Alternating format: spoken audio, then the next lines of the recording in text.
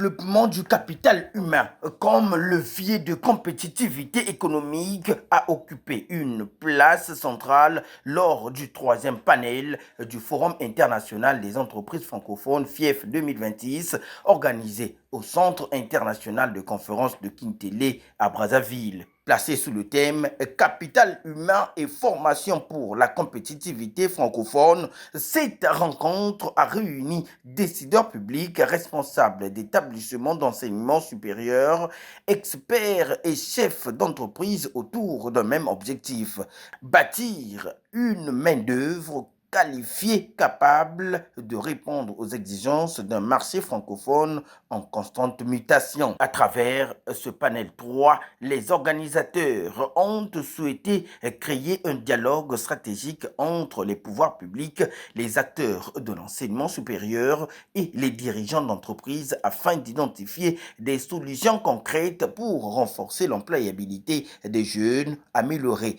l'adéquation entre les formations académiques et les besoins du marché du travail et promouvoir l'innovation au sein de l'espace francophone. Nous avons aujourd'hui, sur la base des engagements qui ont été pris, 35 actions, 27 acteurs, une volonté nationale de réforme. Alors, faire en sorte que l'on puisse pousser lentement, mais sûrement parce que c'est ce que nous voulons. Parmi les intervenants de marque figure le professeur Roger Armand Makani, promoteur et directeur général de l'École supérieure de gestion et d'administration des entreprises ESGAE, ainsi que le professeur Albert Mpassi Mabiala, conseiller chargé des questions universitaires au ministère de l'Enseignement supérieur.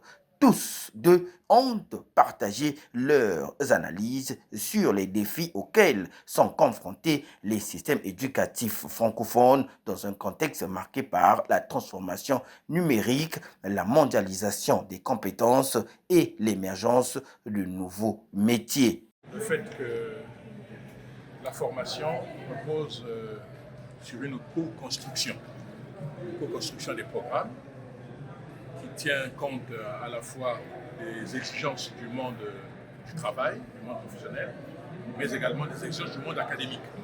Donc il faut marier les deux.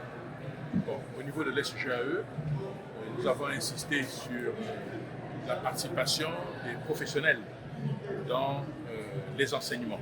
Nous faisons appel à des professionnels, ceux qui travaillent dans les entreprises, ceux qui sont des chefs d'entreprise, pour apporter donc leur expérience.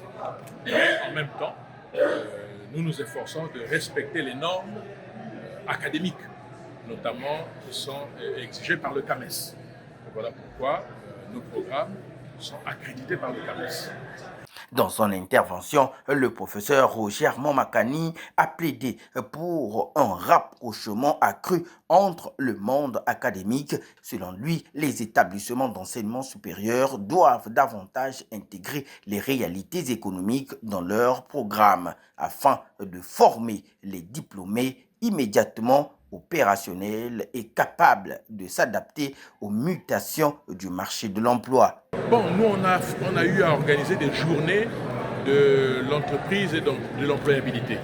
Bon, on a aidé modestement certains étudiants qui avaient des bons projets en donnant un prix. Hein, je ne sais pas moi si c'était 3 millions, 5 millions, mais ce n'est pas suffisant. C'est pas suffisant. Voyez-vous, ça, il faut que l'État mette sa main dans cette situation.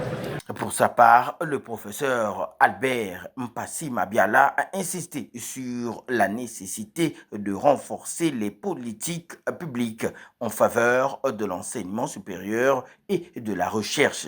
Il a notamment mis en avant l'importance de la coopération entre les universités, les centres de recherche et les entreprises afin de favoriser le transfert de compétences et la création de valeur au sein de l'espace francophone. Les échanges ont également porté sur les mécanismes susceptibles de faciliter l'insertion professionnelle des jeunes diplômés, notamment à travers les stages, l'alternance, les incubateurs universitaires et le développement de partenariats stratégiques entre établissements de formation et opérateurs économiques. En marge de cette activité, un autre moment fort a retenu l'attention des participants quelques heures avant la tenue du panel. La ministre de l'Enseignement supérieur, de la Recherche scientifique et de l'Innovation technologique a effectué une visite au stand de l'SCGAE installé dans l'espace d'exposition du FIEF 2026. Accueillie par le professeur Roger Armand Makani et ses collaborateurs, la patronne de l'enseignement supérieur congolais a découvert des différentes offres de formation, des projets académiques ainsi que les initiatives portées par cet établissement qui s'est imposé au fil des années comme l'un des acteurs majeurs de la formation supérieure en République du Congo.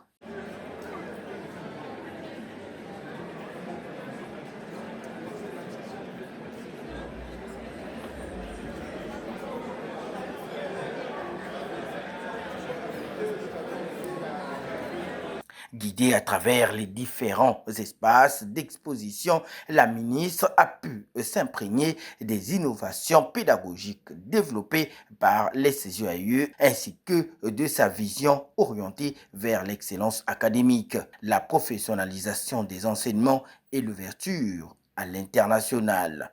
Cette visite a constitué une marque d'intérêt pour les efforts entrepris par les institutions d'enseignement supérieur privé dans la formation des compétences appelées à accompagner la transformation économique du Congo et de l'espace francophone. À travers ce troisième panel, le FIEF 2026 a une nouvelle fois démontré que le capital humain demeure l'un des principaux moteurs de la croissance durable et de la compétitivité.